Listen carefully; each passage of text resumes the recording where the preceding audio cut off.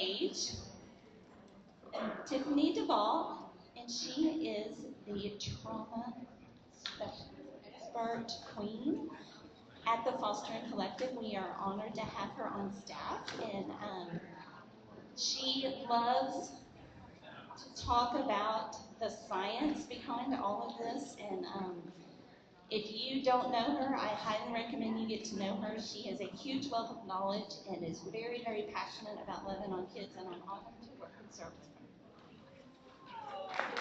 She is the best right now. She's a cheerleader. I don't know if you know that about Christy. She was a cheerleader and she still is. It's a great place to be. I'll put that water down there. Maybe I will kick it over. Maybe I will not. One thing you'll know about me, if you don't know already, I'm a little bit awkward, and so that's me. So I do want to say I'm excited about this topic. I'm really not, but I think it's one of the most important things that I think we can talk about. This world that we're in is so different from the one I grew up in. I mean, I had plenty of challenges as a kid growing up. The stuff our kids deal with is just a little bit different. So I do look forward to unpacking this a little bit, and there's a little bit icky conversations that have to happen sometimes, and it's going to be our job to encounter those with our kids. So let's just get rolling. I'll give you a little bit of background on me. This is my family. My husband and I have been married. It'll be, what year is this? 24. It'll be 33 years in December. And we have two children. The young man on the far right is Andrew. He's our firstborn. And then our daughter is standing next to me, and we weren't really expecting one. So thankful for her. But my husband and I have been married for 33 years. We got married in college, so as a sophomore in college, that's a good choice to make. We said if that's not a really good idea, we wouldn't change it. This is really something. Thank you. So we wouldn't change it. We wouldn't recommend it either. But what did our children do? They each got married their sophomore year, about the same season we did. So that's what we did. We modeled it for them, and there you have it. But we are blessed to have great kids for in-laws. That's us. Now David and I fostered for like 3 months between my undergraduate school and graduate school. We decided at the last minute to do graduate school for social work. It was probably not a good idea to foster during that time. So we did not foster, but that's kind of been at the heart of our family for quite a while, dating back to 1996. And we were house parents after I got my master's degree. So who needs a master's degree to be a house parent? I think it was very useful, actually, and so just as kind of foster care has been part of what I do and I love. We fostered as our children got older, and we fostered teenagers. So that's where my heart is with our foster families and with those kids. Those teenagers are my favorites. There's maybe not any sanity in that, but I love teens. So this is why this topic is important to me, but also why it's important to me is that we have 2 grandbabies coming. So, the future for our families, and we talked about that trajectory. I love that here's where we are and here's where we want to get. And so this generational, as we're unpacking our own history and realizing how it's impacted us to make a better future for our kids so it's easier for them to get over here. So, fun note, they're both due December 2nd. One's in Illinois and one is in Arkansas. So I don't know, I will be a wreck in December, so you probably won't see me. Anyway, so that's why I do this. That's why it's so important for me to share what's going on with our kids. So I'm not going to spend a whole lot of time on brain development. I think most of us know kind of these basics, but I feel like we need to hit the highlights of natural, like just the typical normal development. So, and I definitely use air quotes, but typically what you're going to expect, and I think I'm going to kick this, if I fall, just know it's part of my awkwardness. When we talk about brain development, this is kind of we've heard several models of it. There's the upstairs, the downstairs. We've got the hand model of the brain. But our kids, normally, are you familiar with the hand model? Like Dan Siegel is one of my favorites to just watch and listen to about the brain. So like if you hold your hand up, this is the brain stem. That's what develops first in our kiddos. That's there. And then we've got the little amygdala here is watching what's all going on kind of in that midbrain area. This is, also asking, am I really safe here? Am I loved? Am I going to be protected? So that's that job. And then when their kids are a little bit older, we're talking about adolescents a lot older. This prefrontal cortex is kind of important, but it's not there until they're. Sometimes we're still looking for it, but they're 20, mid-20s is when we start to really have it online. But we want to coach our kids. We want to help them develop that. And so this is where we talk about the fear responses, the fight, flight, freeze, on. That all happens kind of right here. That just automatically happens, and our bodies don't have to think about it. We're right. We are wired to be protected, and so we're going to do what we need to do. And that amygdala is always looking for that. So this is kind of our kids may live here. There's a book that I love with our kids that we can work through. And I brought a couple of things up here. I will just show you. Some of them we have in the office, and you can come look at. We may even have extra you can come borrow. I love the Your Amazing Brain. Christy found this one, and we give this away a lot. But this is a great, just kind of help our kids understand their brain. It helps us even understand our kids' brain, why they're responding the way they do. And there's even a little guide in the back for how to use this with your kids. I learned a lot through this book, and it's fun. It's readable. Kids are going to be interested in it, and so that can help give them some agency and understanding how their brains work, what they can do when their amygdala is like on high alert. So that's just a little plug for that book. I feel so far away back there. But anyway, we've got the upstairs brain, which is where we really want our kids to be able to function a little bit more, because that's where their learning brain is, where they can make logical choices. The lower brain, that's where they are so often. So how do we get them there? We'll talk about that a little bit more in the future here. Well, let's look at just again, the normal stages of development.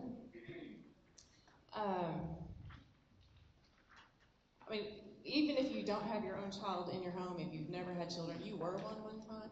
So no matter what, we have this in common. But those early stages, that 0 to 2, those babies, there's anxiety with strangers. But this is the time that kids are developing the quickest. Their growth is just huge in that first 2 years. For me, when I look at those first years, we talk about attachment and how caregivers are attaching to their children, and children find that safe adult, that nurturing caregiver that's going to meet those needs. That happens in this first year, the first 2 years.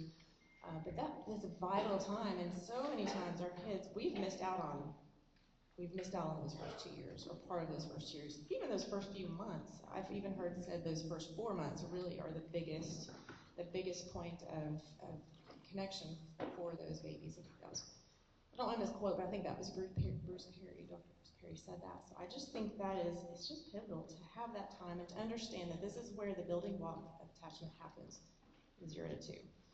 3 to 5, we know if you know a 3-year-old, that sense of time is whoop out the window. I remember counting, my grandparents were coming, they were going to be here in 30 minutes, and I would sit at the window and I would count to 30, and they weren't here. And that was, that sense of time is it just doesn't make sense. But this is that time that they're getting that pure play. They're enjoying playing with their friends. It's not just the solo play. And they're obviously going to want some independence. They get frustrated with stuff. And you expect that. That's normal stuff. When they move on to the elementary school, we get lots of challenges sometimes, new things that happen when kids are hitting school. But this is the season where there's a lot of cognitive learning going on. There's just more things for them to learn, and we're sending them to school to learn it. They start to do better with their writing. There's this gross motor skills, their fine motor skills are having have improved. This is where they're enjoying that same gender play. They're getting together with friends they identify with. They love playing games. This is just play. Play is the job of children, right? I mean, this is what a child that has healthy attachments, who has best case scenario, um, well, even not best case scenario, but they've got those healthy attachments and they can play with their friends, and it's normal. Some of the kids that we have in our home, we're going to see, have been affected by trauma. They're going to be challenged with that. But their self-worth, if you look at what their self-worth is formed on, it's the ability to perform. I think about, even thinking back about the shame piece that Keely was sharing with us, when I think about the things that I would praise my kids for when they were little, good job, like I'm praising them for that performance and not their identity and their character. And that further, I think, compounds the need to perform, the need to fit in that way. So that's something you might want to watch for in that stage. Has anybody watched Inside Out 2? Yeah, that puberty button is right there. And when we're looking at the next couple of stages here, I mean, it just changes everything, doesn't it? So the onset of puberty happens at 11 ish. So in this, we might see these changes.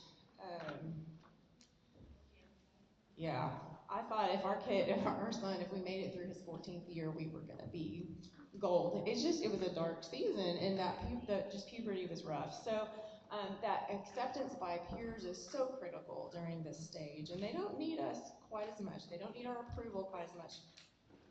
They don't need it. Of course they need it, but that's not what they're looking for. And those big mood swings, and that's very normal. It's to be expected. And then that limited ability to think hypothetically. Like that's one of those challenges I would have with my kids and some of our placements that were from foster care. Like, let's think about this. Hypothetically speaking, if such and such, if A happens plus B, then what? And so just practicing that skill was helpful with them. But that's normal. They're not gonna be able to just know how to do that. Remember that the top part of their brain is not all the way there yet. So we kind of like expecting that from these kiddos during this time is, I just wouldn't do it. If you're holding your breath, you're not gonna get to breathe. So just the ability to think hypothetically, that's something that we can scaffold with them, but that is just normal development. Normal. I didn't do the next slide. I didn't get ahead of myself. When they hit ages 15 to 18 roughly, and sometimes it starts sooner as the earlier onset of puberty seems to happen, we get those secondary sexual characteristics. They start looking more female, looking more male, those things that you look for, the breasts develop, the hips widen, they get girly, boys they get the little Adam's apple, the facial hair, the pubic hair, all that stuff, it happens during this stage. They may start to experiment with their roles and their identities. Who are they? Who are they aside from their parents? This is the season where they are launching. They're beginning to launch.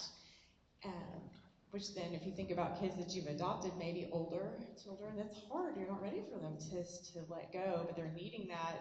They're wired to need that, and yet we also want to build those connections too. So this can present some challenges for us as we care for our kids. But they're becoming self-reliant. They're becoming more independent. Are they going to do it perfectly? Oh, did you? I didn't. So but that's where the expectation we need to look at. Even if the best case has been laid out for our kids, they're still going to struggle with this. It's just natural. So then we look at, I think I skipped the ability to tackle complex thinking, that they're starting to be able to do that again. The prefrontal cortex is coming online. We'd like to keep it there more often than not, if possible, but I want to talk about a little bit some of the things that I've heard about adolescence. One of my favorite, I have a lot of favorites, by the way. I love Brainstorm. I love Dan Siegel. He is one of my favorite. There's a lot of stuff on YouTube by him. You can watch TED Talks. You can watch all kinds of things with Dan Siegel, but this book is, again, I fostered teens. This was one that I loved. It gives a lot of great information about the teens, because he also likes teens. There's a lot of myths. What do you hear about teens? Just throw something out there. They're bad. They're bad. What else? emotional, defiant, daredevils, troublemakers. Y'all got some good ones. They've lost their ever-loving minds. There is, I mean, there may be some truth to some of that, but let's just break down a couple of myths. They're just full of hormones. It's just hormones are to blame for all the decisions they make. It's just hormones. You know, bless their hearts, give them time, they will grow up. I mean, it'll pass. It's just it'll grow up. You know, it is. I've seen a couple of different parenting sides. This is a time where we as caregivers, we want to help them become totally independent. So I've seen that shift, like we're doing all this for you and now, oh, you've graduated from high school, you're going to college, you are set free to go on your own, and there's not really much middle ground. My son had a friend that she was about a year older than him, and he was very interested in dating her. Very interested. She came from a very protective family. She was not allowed to go on any dates. They did a lot of group things, so as long as his sister was there and her sisters were there, they could do some fun things together, but she was not allowed to have any time alone with a boy. He went to her prom with her and had a very wonderful time, but it was a group thing. She graduated high school, went to college, and she then had her first taste of freedom with no safety net whatsoever. No, she'd never been coached or guided in how to have those relationships with a single person. She was pregnant really fast and in college and got a really surprise wedding. And so that was, there's like, they need us to support them. We can't just accept them to be magically independent when a certain age happens. And what happens with our kids that have come from trauma that are in the welfare system, child welfare system, at 18, they are ready to be grown. They are aged out. They don't want us in our business. And gosh, that's why I love those teens. We need to be in their business, but we've got to have that relationship to be able to do that. But they have the skills. They just need to practice them. And so one thing that we want to consider is about the hormones. They do have hormones. There's a lot going on. I think I may have skipped that, but no, it's a different slide. There are hormones at play, but it's just a lot going on in the brain. When we think about those connections that have been made in utero even, there's pruning that goes on. If you think about, I'm not a gardener, I don't have pretty flower beds, there's nothing that's beautiful outside that I contributed to. But I do know that people can be paid to do that. And they come and they prune the things. The first year we moved to somewhere we had, I can't remember the name of plants, I'm just terrible at it. But we had these beautiful trees, and one day I came home and my husband had trimmed them all down to nubs on the ground, and I was so disheartened. That hurt my feelings. Like, they're ugly, what happened? The next season they grew back beautiful and fuller, and that necessary pruning has to happen. And so that happens in our brain. Their brains are there's a lot going on. The stuff that didn't work, that wasn't useful, those pathways that weren't being used are clipped away. And the ones that have been formed, those fast tracks, those highways, some of those coping mechanisms that we look at, those the sympathetic responses, those are hardwired, and those are there, and that's natural states. They're going to go on those. So we want to prune those away and give them new neural pathways. We want to give them new connections, and we can do that through our relationship with them. So that happens during the teen years. There's a lot of room for growth in those adolescent years, those teen years. So don't give up on them. It isn't just the way they are. There's hope for that. At least give them until they're 25. Give them a break. I also want to tell you, I have this natural gift of sarcasm, and I'm really trying to curb that. So if I say something that just comes out really wrong, sorry. It just happens sometimes.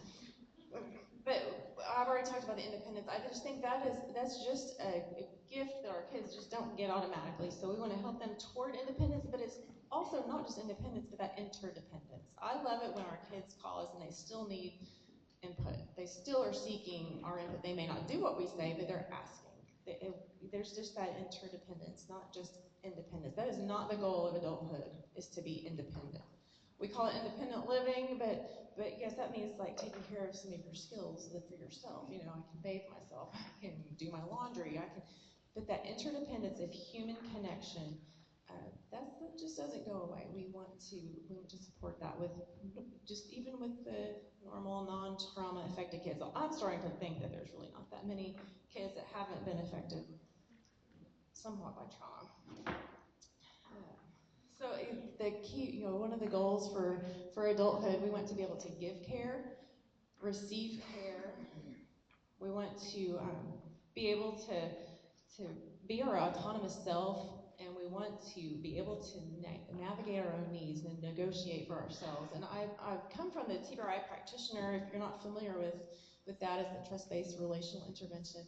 When I went through, actually, I read the Connected Child book. I thought it was the stupidest book I'd ever read, because this is not for teenagers. This is about children. And I put it aside. I'm like, that was a great book for someone else. And then I circle back around. Funny how things keep showing up when you need to hear it.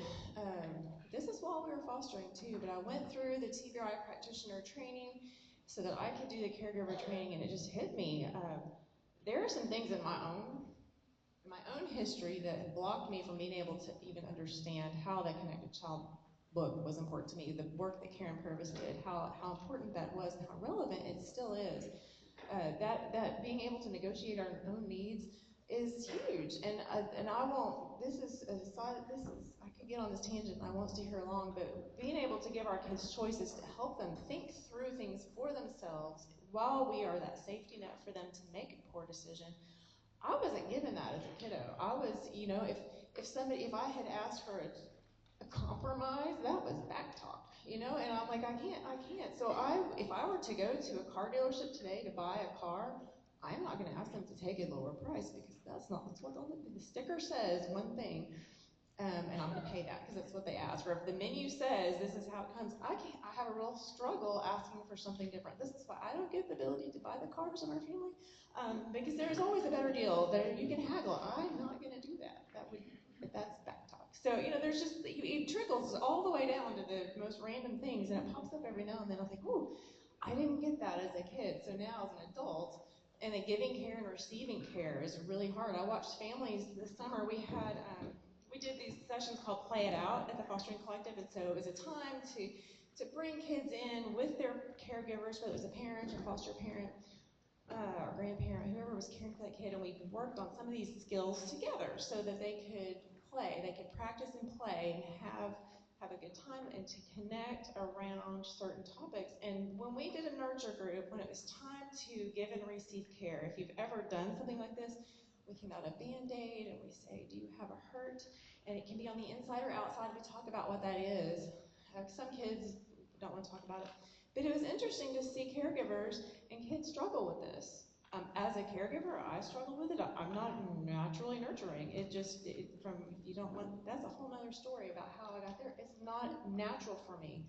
So when my kids needed that, I didn't always recognize it. But seeing it in I can see it in other people, but for a child to not want their caregiver to put a Band-Aid on them, they don't know how to receive care.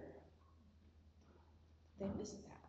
And that's one of those skills that as an adult we want to have, but also then to respond and give care.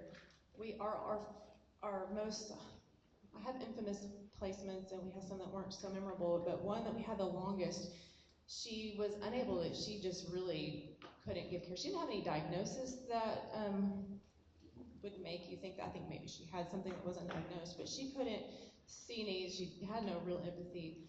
But she cared for a dog like nobody's business. That's where her connection was. She could see her needs. Oh, she needs a bath. Can I give her a bath? I'm like, well, yes, you can give her a bath, and I'll be happy to blow her dry. It was kind of a team thing. She could see her needs, and that little dog met her needs as well. When she was upset, frustrated, there was that connection. We'll talk about the sexualized behavior a little bit, but that just having that dog in our home with that 16-year-old that we had for 2.5 years helped her learn to nurture and to give care and receive care. But that's one of those things, that's a skill that healthy adults, that's something to strive for. So as we think about our kids, how can we help them meet that goal of having the ability to give care, receive care, to be themselves. And shame is also one of those things that impedes the process of them knowing their identity, because it certainly blocks it, it alters it. And it doesn't have to be permanent. That's the beautiful thing about the brain. It's plastic. Their changes can happen. We can affect the development of the synapses in our kids' brains. Those connections can be new. I think that God created us to be in relationship. He created us for connection, and it happens, those healing moments in our brains. We're wired that way. It can be healed through that connection with other people. I'll step off that soapbox now. I think I covered all that. So let's look at the effects of trauma. This is where it starts to not be so fun. There are several domains that are affected by trauma, and we look at attachment is definitely the biggest one. I don't want to over talk about attachment, because this again could be a whole separate conversation. The different types of attachment that we have, but kids that have been affected by trauma they just aren't set up for healthy attachment. You'll see problems with boundaries. They'll really struggle to trust. They'll naturally socially isolate, and I can see this in most of all of the kids that ever came through our home, that that trust was really hard. It took us 2.5 years to, I'd say, for our first one. I'll just call her Abby. That's not her name. I'll protect her for all the stories I'll tell. But when Abby came to us, she didn't trust men. She'd been in care for years. Like, we're talking 8 years maybe about the time she came to our house. She'd been in group homes. She had never been in a home that had 2 parents. So it was just a single mom, or it was a group home. So my husband was the first man that she lived with, and he was exuberant, bubbly, wants to give hugs. That's, touches his love language. He just loves the healthy touch, and she couldn't be touched. She didn't even want to look at him in the eye. She wanted to be in the house with him. She didn't like men. So that if we start that connection, that trust level was a 0 when she moved in. I'd say by the time she moved out, she might have made it to a 4. If we're looking at a scale of 0 to 100. So that was progress. She was able to be in the room with him. She was able to have fun with him. Like, we got out on the jet ski, and she knew she couldn't ride it herself because she wasn't old enough. But she had to ride it with him, because I don't like to ride those things. And she had to get on the back of the wave runner with him, a jet ski with him, and she held on. They had fun. He dumped her in the water. They played. They laughed, and it moved the needle just a little bit. But that trust, man, it was hard-earned trust, and an $80 ride on the jet ski at the beach. You do what you got to do, but it did build some ability for her to trust him a little bit more. Our biology is affected by trauma, and this is just there are so many more effects. I'm just hitting a few because we could be here a long time. But analgesia, this is one that you can't feel. Like, I watched a kiddo in my presence eating a popsicle, bit the tar out of his tongue. He's bleeding. He had not felt the pain of biting his tongue, but when he saw the blood, then he lost his mind. Because he just really couldn't feel it. We kind of block off parts of ourselves from ourselves. So it's even that feeling part, the biology, we just don't feel it. There can be increased medical problems. If you are familiar with the ACE study, so many things are affected by how we receive trauma, how it impacts us. Again, it could be a whole other topic, but a lot of health problems, and our kids have plenty of them. If you're a caseworker, if you've been a foster parent, adopted parent, you know that there's just a million things that are wrong every day, it seems like. If you look at that trauma. Affect regulation. I think it's no surprise to anybody in here that if you've experienced some trauma, that you have to struggle with emotional regulation. That's huge. They've got big behaviors, big feelings, and they're up and down all the time. They have a problem knowing and describing their internal states. They can't tell you what they're feeling. You say, what are you doing? What are you feeling right there? I'm like, I don't know. And they really mean they don't know. So we can help them know. dissociation, they can depersonalize, the derealization, where they are just in another place. This doesn't feel like it's happening to me. This is like I'm watching it happen somewhere outside of me. They just dissociate. And remember, these are protective. Some of this is protective for them. They needed to do that at some point for the trauma they were experiencing. So that provided something very beneficial for them. But now that they are in a safe environment, they're in a safe home, this is maladaptive now. So what do we do with this? We need to recognize it as caregivers. This could be what's happening. Behavioral control, they just have that poor modulation of impulses. Anybody struggle with low impulse control out there? It's almost a given. And then here's the excessive compliance, or we have the oppositional behavior. We've got those kids that will comply with everything. Maybe it's the fawn response. I'm gonna please you. I'm just gonna lay low. I'm gonna take care of what needs to be taken care of. There will be no conflict. Just always gonna meet that need for the caregiver or whatever they say to do. Now, does that mean that they internally believe this is right? Probably not.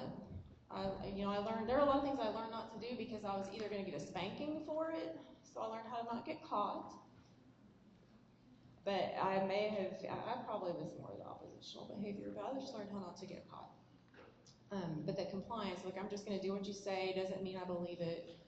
I used to take a picture of our dog. I should have put it in here, but she would look at us like, we tell her to sit, and she would sit, but she had this look on her face that looked like I'm standing up on the inside. I don't believe that because she was a miniature schnauzer, she had a lot of attitude, but it was just like her face always said, I don't like this, and I don't think this is right, but I'm going to do it. So that happens with our kids. So you kind of watch for that. Just because they're a compliant child doesn't mean that they're healthy or that they are internally believing what you're asking of them.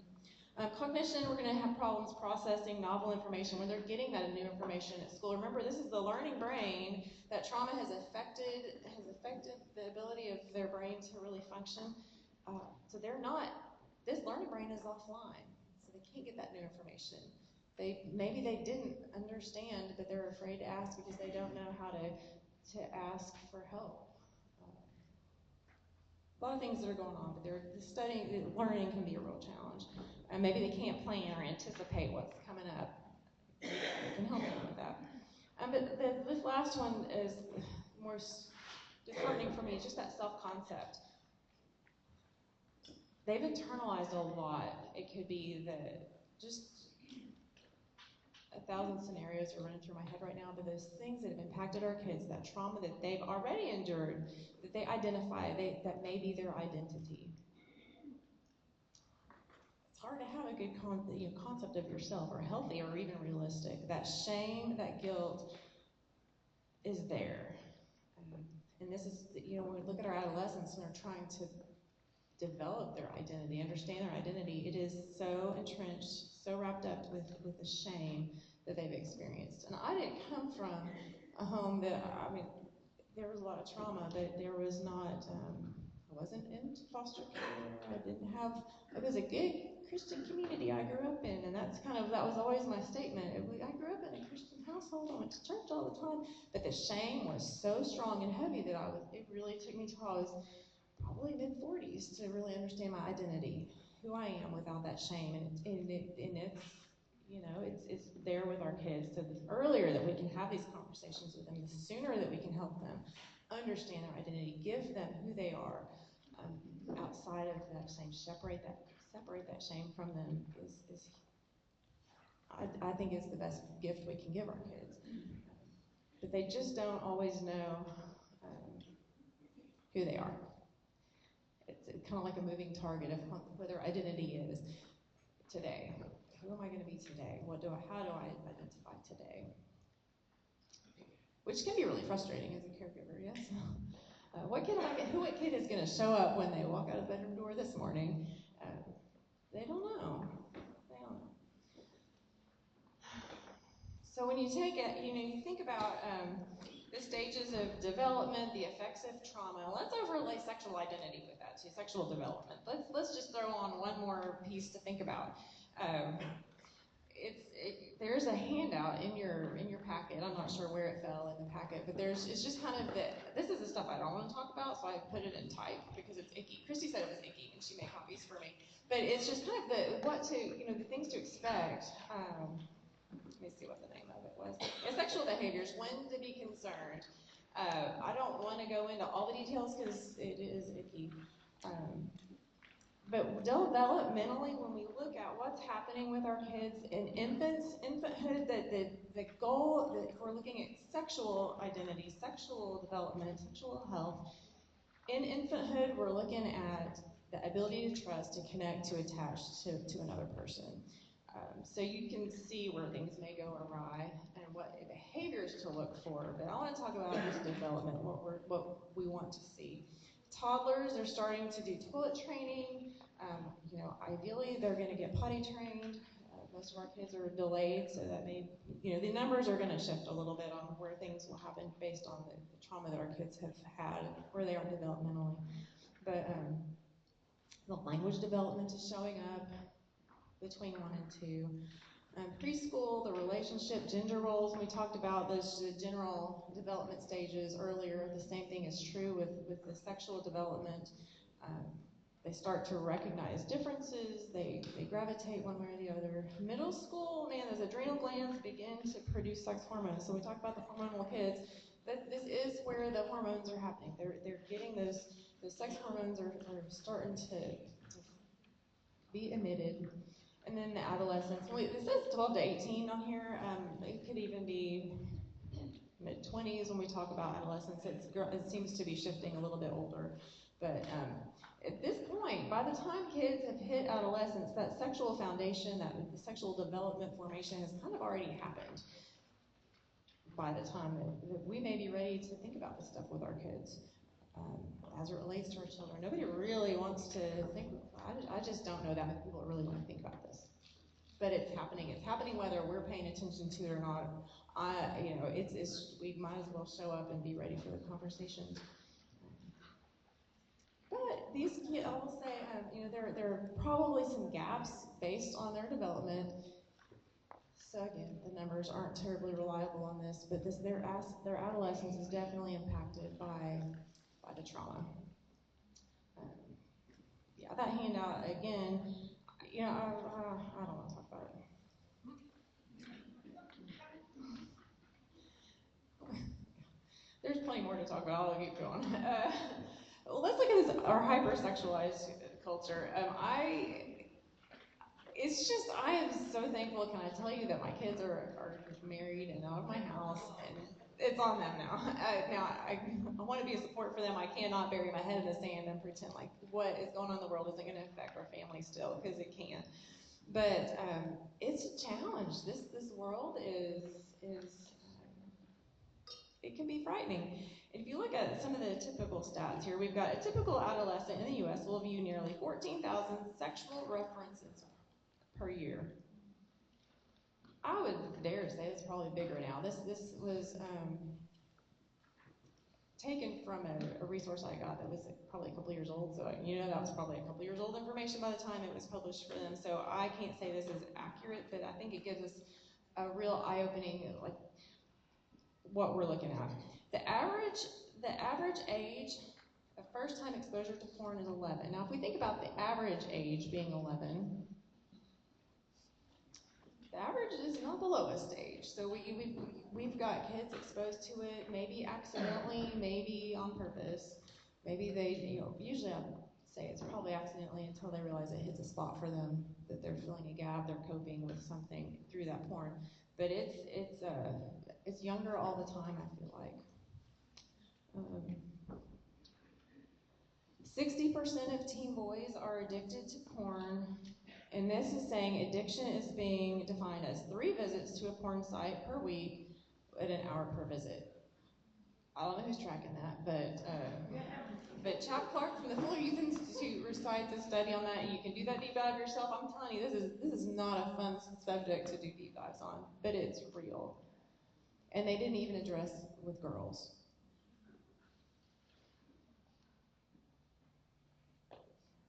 And it happens. So by the time they turn 19, 70% of teenagers have had oral sex. And that's, I didn't see this breakdown by kids that were raised in Christian homes with two biological parents, a totally intact family, or if it was separated from these kids were affected by trauma, they were in single parent. There were no divisions for that. These are just children. There were 19 in the general population. So this is it's out there. And I would guess it starts way before the age of 19. And a recent study showed that despite their behaviors, 90% of adolescents do believe that youth are having sex way before they're ready. So whether or not they're participating in this behavior, they realize that it's not healthy, they're not ready for it, but it's happening anyway. So what do? Our kids need us. Your kids need you. Whether you're caring for them as a caregiver in a group home, whether you're a foster parent, a case manager, a biological parent, if you're an adult in their life, our kids need us to stand in the gap and to help them with this. But I'm convinced that you have to have your child's heart. This is not a subject area you can speak into as an outsider. They're not going to hear it. They may hear it at school, but does it really mean much to them from their nurse at school, from their PE teacher, and is it always accurate?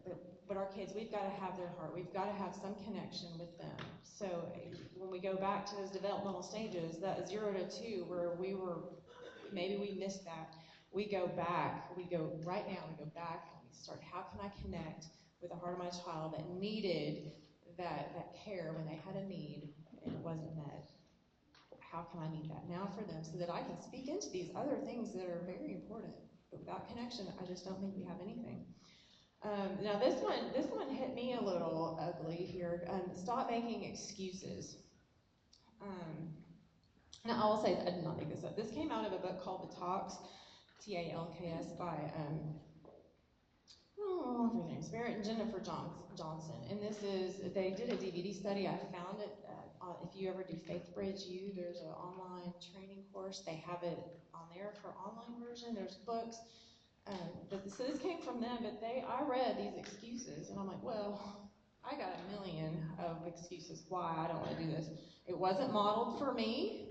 Nobody modeled for me healthy sexual behavior, healthy anything about sex. It was like my mom, I grew up in a single parent home until I was 12, and then she remarried, and it was already a hot mess by then. So she handed me this book before I hit puberty. I think it was a James Dobson book, not to bash on James Dobson, but it was a book she handed me, and this box that came in the mail of feminine products. I was left to, I figured all that out on my own after that. I'm like, oh, cool. So, that's how it was modeled for me, sexual development. A book by a man and a box of paper goods. It wasn't terribly effective because my friends at school were way better teachers than James Dobson. I'll just say that. Our kids are gonna get the information somewhere. So that excuse could not work for me. Nobody modeled for me. That one's off the table. Can't do that one. You feel like a hypocrite going to talk with my kids about sex, and when they're 8, 9, 10, 11, however old, 14, knowing that I feel like a hypocrite because I've really made some dumb choices. I did a lot of stupid, and I'm gonna tell them this is how you're supposed to behave and develop, and yes, for their good, but I screwed it up. I don't have any room to talk to my kids. But those 11-year-olds are finding their information on porn sites. So again, where's that excuse hold any water? Am I a hypocrite? Maybe I feel like it, but it's time to do that inward work on myself. I would totally agree with Keely. We need therapy. We've got to be able to unpack our own stuff. What are we bringing to these conversations with our kids? Another one is, oh, you're going to freak your kids out. Oh, I did want to freak my kids out. I really enjoyed that part. You know, like, we were afraid that they're going to be like, oh, what? Like, yes, I need to shock them into some reality, and then I'm here to, that one didn't bother me. I like that excuse. But yeah, sometimes we don't want to say the things that we are afraid they might have more questions about. Because here's what I'm willing to say, but here's all the questions they're going to come up with. I don't want to address those, so I'm not going to say any of it. That might backfire. Another really good excuse is that the technological dimensions of sexuality today is just a little bit overwhelming. I was really tempted to wear a t-shirt today that there's the Heart Gallery. We've got the Heart Gallery display over there, but the statewide Heart Gallery t-shirt I did not wear just because it wasn't cute. But it says, one photo can change a life. And that is the only thing on the shirt. That's the tagline on our shirt, but it's the only thing on the shirt. One photo can change a life. Put that in perspective of technology and sex today. One photo really can't change a life. So that I decided not to be snarky and wear it, but I told you anyway, so I might as well have. But yeah, so that technology is a little frightening, and it changes so fast. We want to have the best safeguards for our kids, and I'm so thankful that Tim McDonald is coming after lunch to share about the technology and internet safety, because I am so ill-equipped. There was a time in it was probably 2015. My husband and I were just beginning fostering teens, and we knew a lot about technology. So we'll host this little. We did support groups for teens if you foster teens, and he taught the technology part, all these ways that we had blocked things and set up our stuff. But a month later it was different. I just can't. It just changes so fast. So don't let that be your excuse, because this is always going to be there. The technology is there, but remember the very first point, we start with our child's heart. We have that connection. That's what we can go back to every time, even though all the other things change so fast. Oops, I skipped ahead. The last excuse, maybe your own sex life is a hot mess. And your kids see it, they know. Let it go. We are human, and our kids know us. They see what's going on. We cannot let that be our excuse. So, and I would encourage you. The next one is also a little. Stop looking for an easy formula. I promise there's no A plus B plus C equals D. It's not going to happen. There's not a secret formula. Again, it goes back to having that relationship with our kids, being able to have that relational equity to speak into this for them. And examine your. I keep skipping to both parents. This one's tricky. If you're a single parent, then you're the only one. But what if you're a single parent, but you still have connections to the family? You have connections to other folks that may disagree. You may not be on the same page. Maybe you're a foster parent and the state is telling you have to do something one way. I did not foster in Texas. We only worked with the state, so they were the parent of the child. And so what we had to do, had to line up with them. We had to be in agreement. That can be really hard, but we've got to find the common ground. Where are we willing to work with together for the benefit of this kid? So. And if you're in the same household with a mate or a partner that doesn't agree with you, that can be somewhere you might need to step aside and let's start there. Where can we agree? And then we can move through the other steps. But examine your own values and beliefs is critical. Our Abby, she came to us. She was about to turn 16 when she moved in with us, so she was young, but she had lived a hard life, so externally she looked like she was 20. Inside, she was more like 8. Her IQ was a 70, so cognitively she was just a little bit, we just weren't she was not the same as our biological children in how she could understand what we're telling her. But for us, I'm like, if she doesn't get pregnant in high school, that's going to be a win. That is the win for her. And I had to be okay with that. Do I believe it's a good idea to have a baby in high school? No. Do I believe it's a good idea to have a baby as soon as you age out of the system? No. But if we can help her, yes, I do. I will just tell you this is my belief. I truly believe that we are best equipped if we are married and we have children, kind of in that order. I think it's a good design. I think God created us that way. Is that a belief I can put onto my kid that came from trauma? Not really. And she was making plans how she could move out and live with her boyfriend and live on food stamps. And that was going to be, they were going to make it that way. But if we just hold that off a little bit and move the bar, she had a different plan. And I have to set some of my values and my beliefs aside. Do I think that maybe she needed to have some education about how to be healthy and safe? Yeah, I do.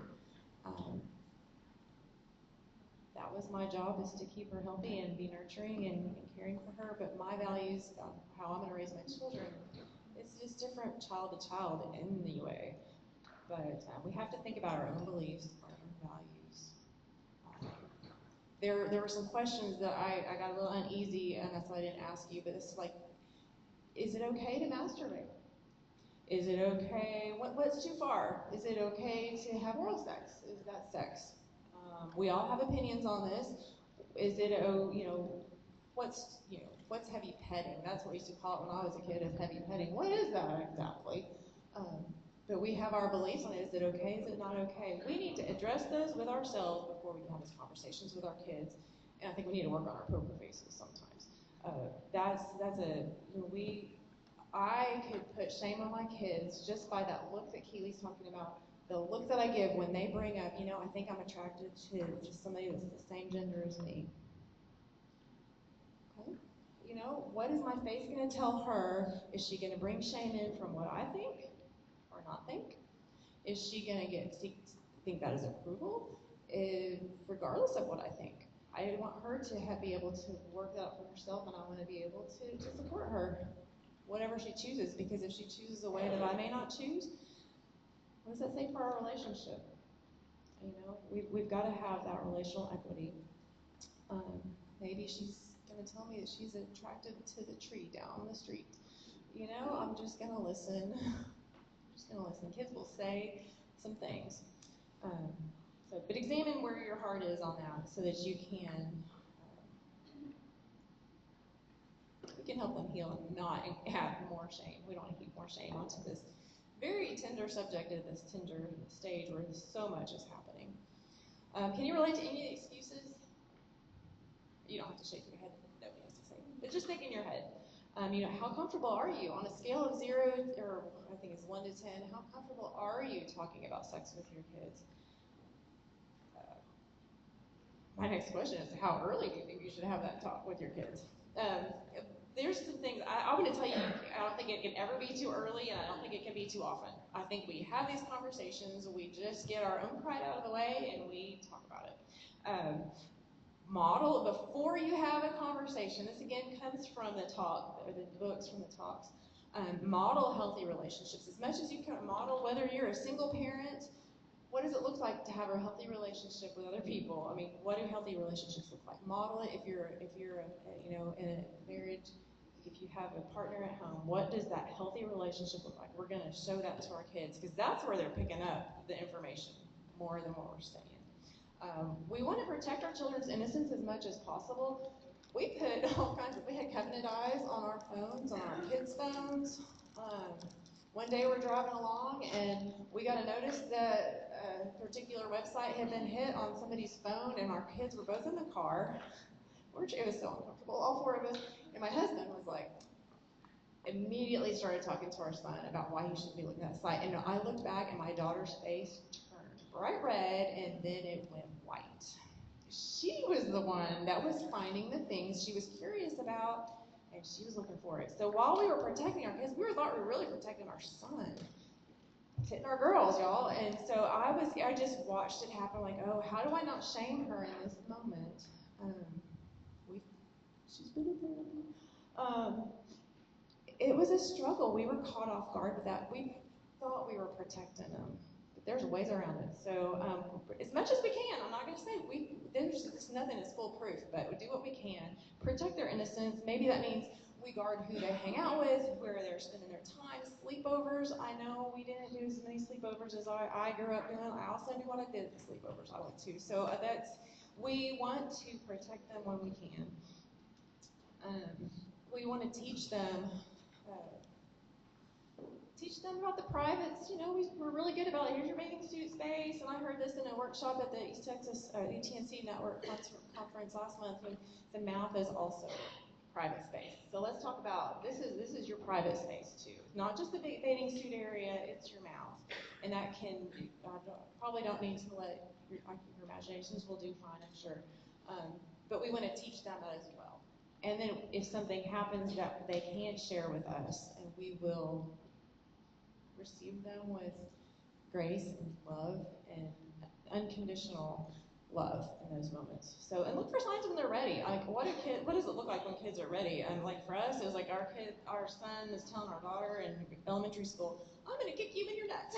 I'm like, "Oh, son, she doesn't have nuts."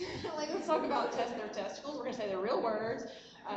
We're gonna just take all the mysticism off of it. It's there. She doesn't have them, and it's just real matter of fact. And you know, you teach them the right words, and you look for those signs that like we need to have a conversation. And then hearing those conversations in the car on the way home from school. Well, someone say you put baby out your bottom. I'm like, oh, that's not how that works. Okay, it's time. I think maybe it's past time at that point. And I'm gonna tell you. Here's a plug for these. I have a coworker, I won't name her. She we used this book, and it was called, there's a whole series, the God's Design for Sex series. The Story of Me is the one that we read with our kids. And it's designed for ages 3 to 5. Now, we read it with our, third graders. So that was a little uncomfortable because it didn't start early enough. But I would tell you, if our kids are hearing about sex, they're hearing it from somewhere, let them hear it from us. And so this is like a picture book, and it's awkward, but it's so worth doing. So if you're a man, read it to your sons. If you're a mom, read it to your daughters. And sometimes you don't have that option. If you have to read it to your son because you're the only one, and you're a girl, you read it. These are just primers, those 3 to 5. They go all the way up through middle school and then to upper adolescence, 12 to 16. So I'm going to highlight these books. They're up here if you want to look at them. We use them with our kids. It was a scary moment, but it's okay. It's clumsy. You just do it. You want to keep it age appropriate, which those books are helpful. And then do book with your kids. That do book is like we're going to not just give them a book like my mom did me. We're actually going to read it together. We're maybe not at the same time. We're going to talk about it. We're going to share what we learned, what we thought about it. Practice what you preach. You want to just especially because it's going to be awkward, just say it in the mirror a few times. Go to your room and just share it with yourself, share it with your mate, share it with a friend, but practice so that it's okay. You can do this. Be positive about it. Our Abby also thought sex was nasty. She did it, but she thought it was nasty. And so it's God's design for sex. It was beautiful. It's a gift for us. So let's treat it that way. And then ask for response. Now afterwards, you want to check back with your kids. Often, things will change. They'll have new questions. Be ready. This is not a one and done conversation. It will continue. They will continue to have questions because of social media. I won't spend a lot of time here because I do believe Tim is going to cover some of our internet stuff, but social media is not going away. Constant connection is what our kids get with social media. There's a book called The Social Link. The Anxious Generation, and we have maybe a couple of books over there to give away, choose. Our kids are constantly connected. That provides an anxiety. And you think about where they're getting their identity from. It's from their peers, that social acceptance. And it happens if you don't respond immediately, then you're going to miss out. And that book covers all that really well. So I don't feel the need to tell you much about that. But it is a major player in our kids' sexuality. Back in the day, I had my own telephone line. I thought it was pretty cool. I could have those conversations late at night because that's when some of the most dangerous things, I won't say worst, happened in my home was late at night. But I had those conversations with people. Now that's a landline. Somebody could pick up the other end if they wanted to hear it. That kind of stuff. Our kids don't have that necessarily. But the intimacy happens, and it happens through talk. And so our kids may say they're just talking, but there's a lot of intimacy going on the text, through social media. And that's building those connections with those kids. And so their ability to make great choices is hampered by that. So they become emotionally intimate first, and then that sexual intimacy follows. Remember 90% of the kids said they didn't think kids were ready for sex even though they're doing it. They are so locked into that need for approval from other people, and they become so emotionally intimate with details they wouldn't share in person, but they will online. It happens, and it's got a tight grip. And it just fast tracks that emotional intimacy. Just remember, you are allowed to put parameters on your kids. It's easy in places where these are the rules, like in a group home or something where there's either no phone or there is phone. Start early. You tell your kids as early as you can, what the rules are going to be. It's a whole lot easier than giving them free rein and having to reel it back in. I won't give you. There's plenty of examples that happen in my home, but you can set parameters. It's up to you. You really can. And just don't put off the discussion of that digital front page, because that one photo really can change a life. And so, anyway, my hope for you is that you've been encouraged, at least given some thoughts that you can ponder. How can you implement some strategies with your kids that you care for to protect them in this way? Oh, and next we have Taylor coming for the next part. It's the addiction.